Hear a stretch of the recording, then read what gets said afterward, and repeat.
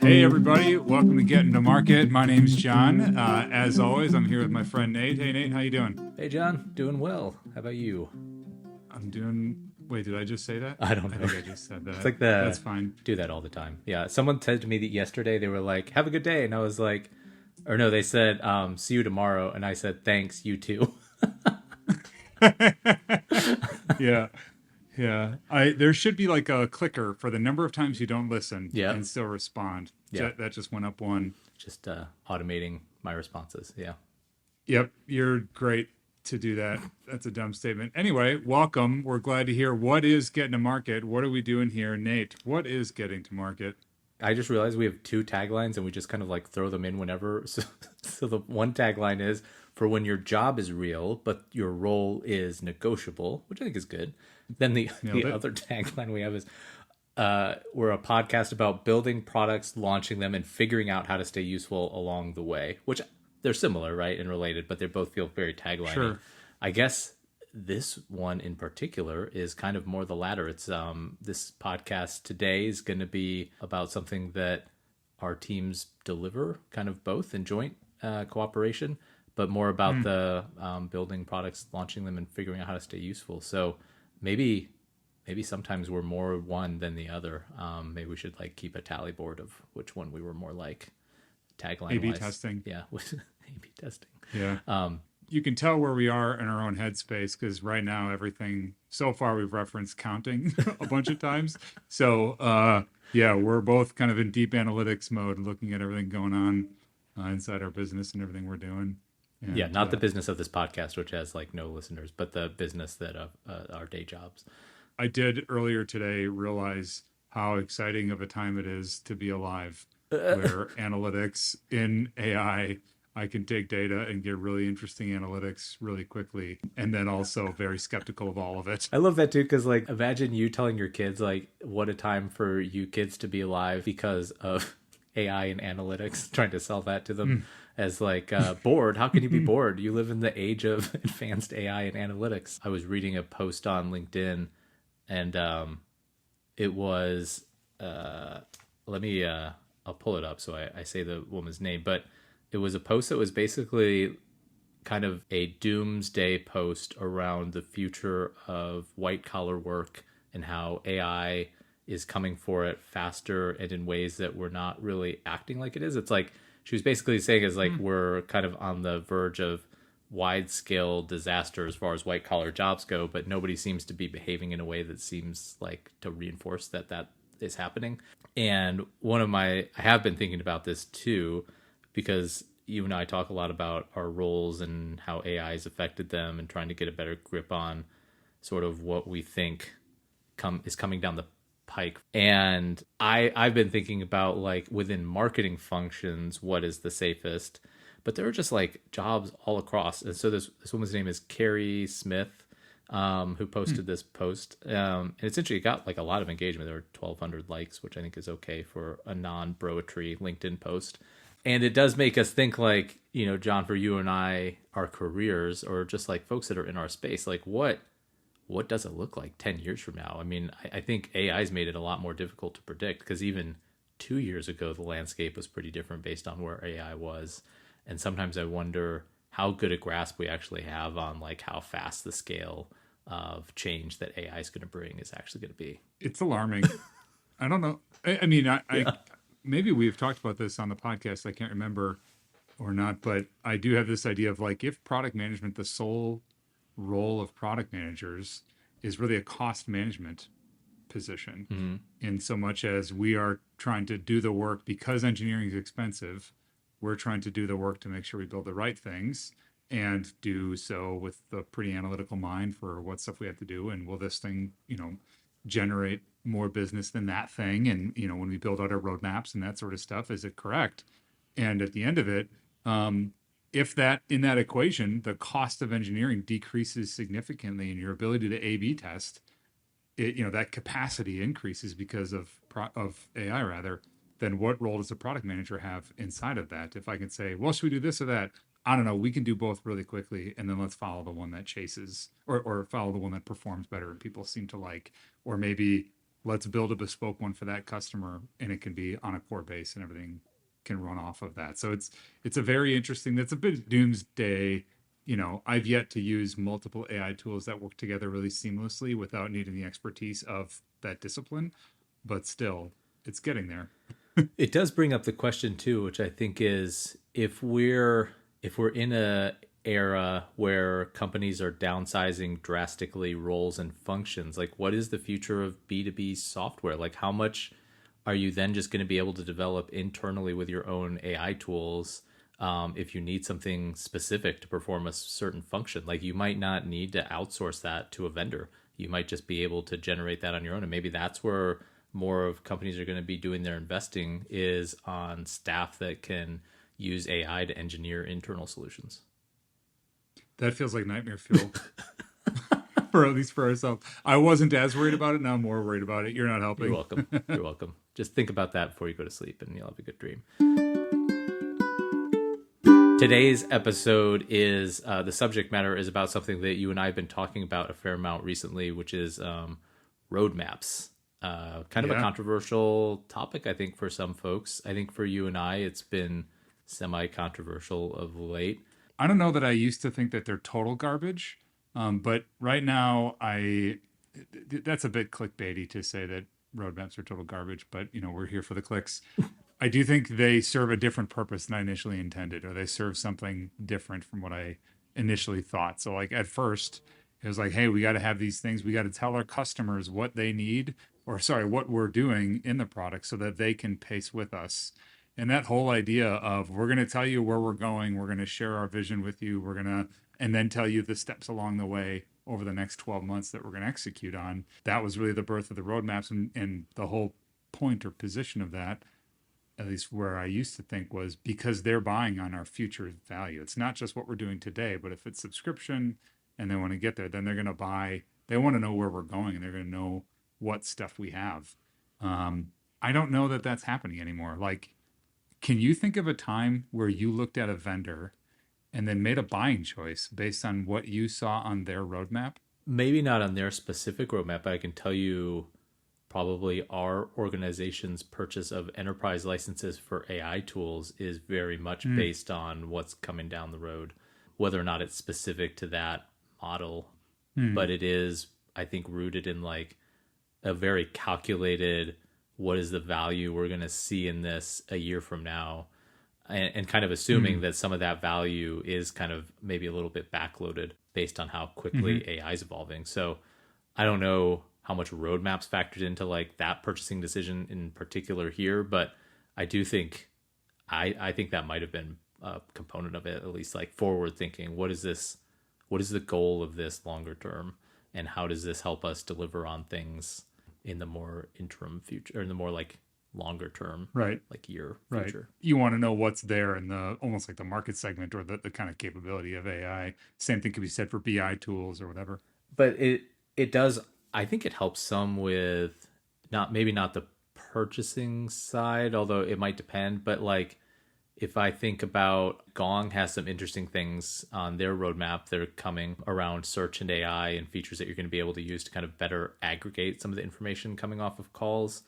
And that, Sure. I think, helps make it stickier for us, right? Because it makes it a little more likely that, hey, whatever pain points we have with Gong as a product now, and I'm not saying we really do, but some of this is going to get alleviated with some of these features that's going to help us better understand like our data in aggregate versus, listening manually to calls and that sort of thing.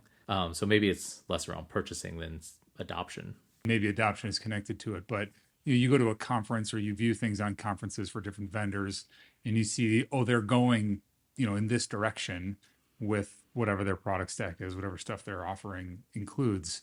And then there's like almost a project manage in B2B. There's a project manage aspect of it where you have to know, okay, this thing is coming. What do I need to do today to take advantage of that? And I think that's really, really helpful. My perspective on roadmaps and ways that it changes. I used to think this like very high fidelity. It was for all audiences. We really needed to tell from a product management perspective, everybody, what was going on with a decent level of precision.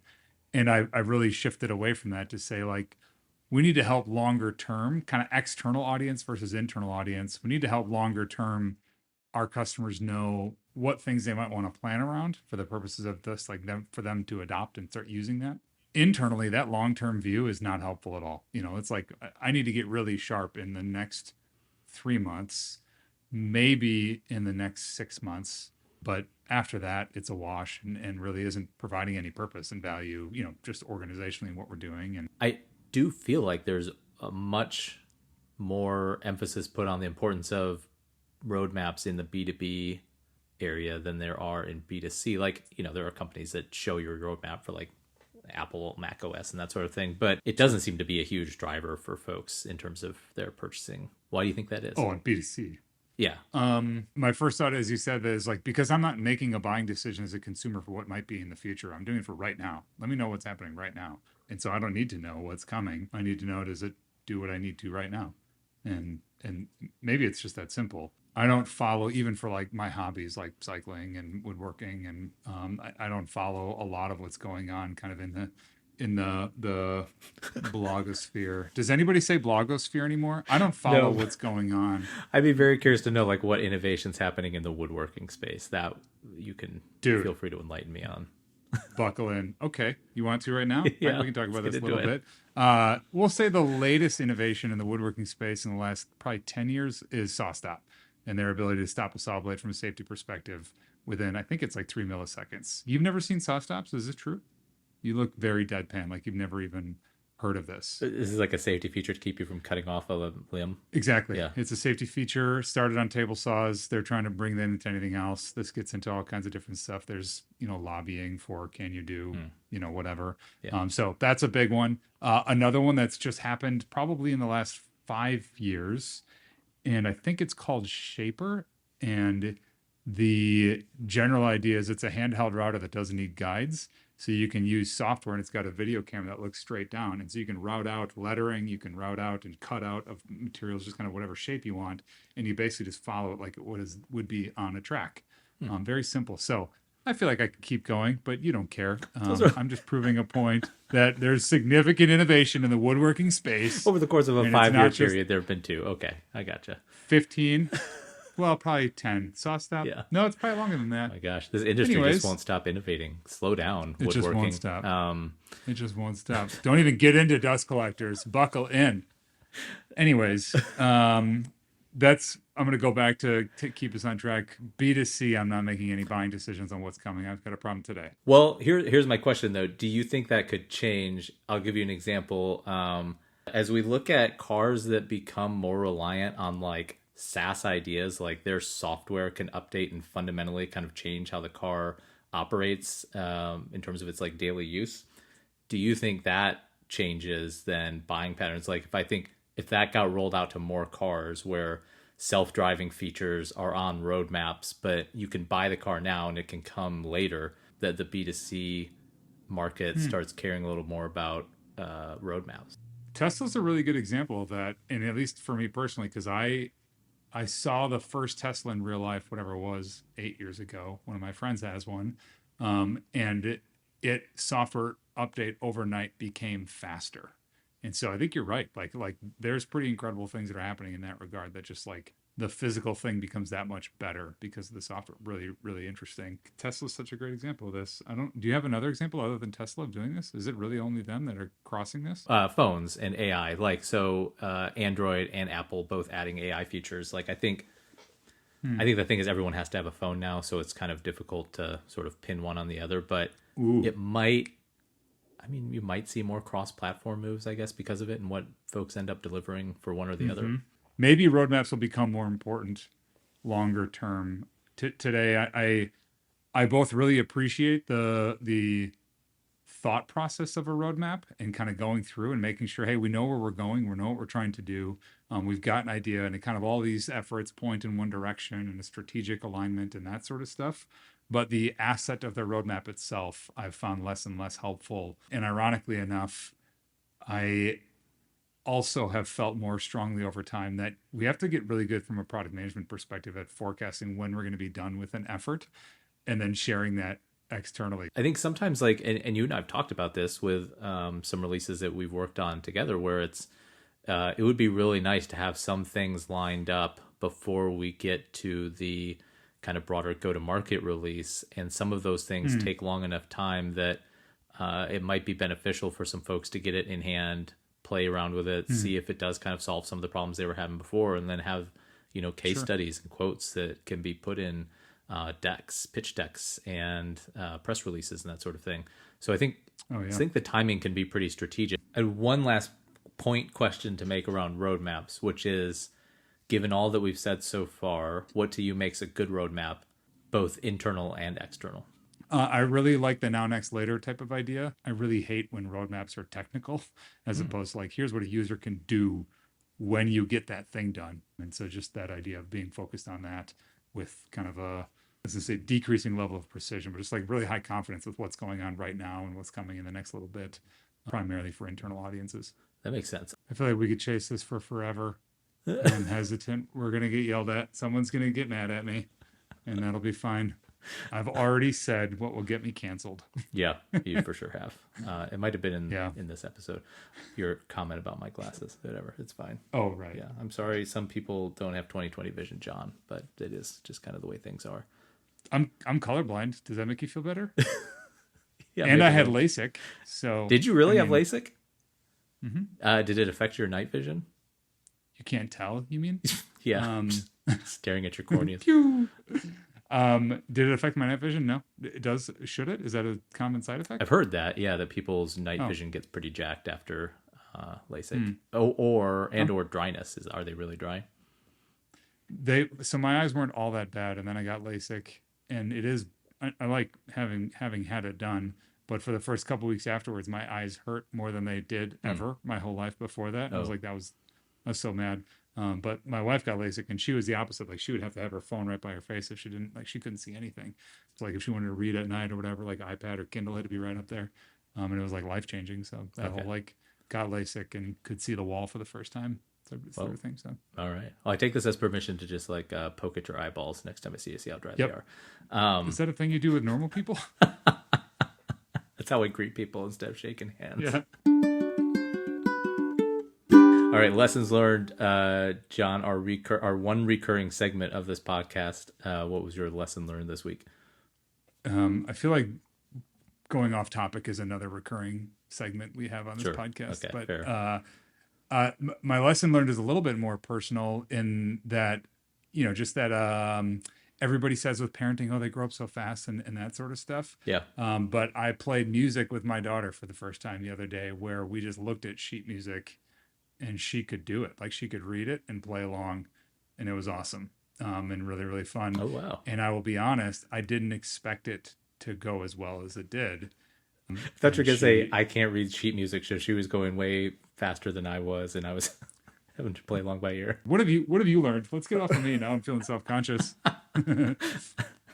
I have learned, one, we do this segment every week, and not to peek behind the curtain of the bullshit of this podcast, but sometimes we record multiple episodes in a week, and it is a struggle sometimes to come up with these lessons learned. And I think some of it is like, I learn maybe some stuff, but I'm not always like thinking about it as like a lesson learned. It's just sort of stuff that gets absorbed by osmosis or whatever.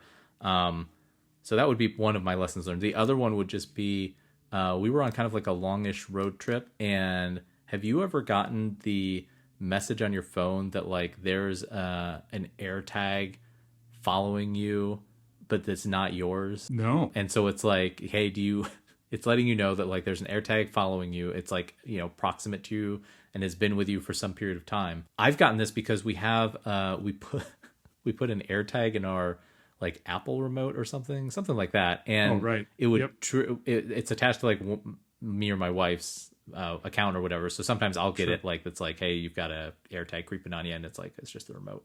But so we were in the car and I got it like twice. And I think we were in like stop and go traffic for like an hour and a half.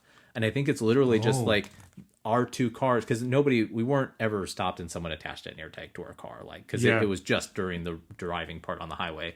And it was, I think, just this car that had an AirTag, on the person somewhere, was close enough to our car a couple times that it triggered like the notification on my phone that was like, hey, you've got someone, stalking you. That's amazing. So it's interesting. Like it would be very obnoxious. Like if you have a commute, in today's world where you're having to commute in and you've got a lot of traffic on it, you might end up getting that. I didn't know you could just get that from like sitting in traffic with someone for long enough. I didn't know that was a feature, and I'm kind of happy that it is. Like, I like that as a security feature on the device. But Good cover for all those air tags you've placed following people. Yeah, you did a good job there. well, have you ever taken a picture of the crook of your arm because it looks like a butt and sent it to someone No. as an idea? Oh, you can do that. Yeah. I was joking with my sister and did it, Yeah. and then she did the same thing back. Yeah. And iOS flagged it as inappropriate, and it went like flagged it as inappropriate. Oh. totally, and it went all out. Like if you feel unsafe, here's a number to call. It before it even displayed the image. It like, are you sure? Do you know this sender? Are you okay with it? And I was really comforted that was a baked in feature that was on their roadmap that I had no idea about, and it just showed up and took care of it for me. See how I tied it all back together? You did. You tied it all together. You reported your sister.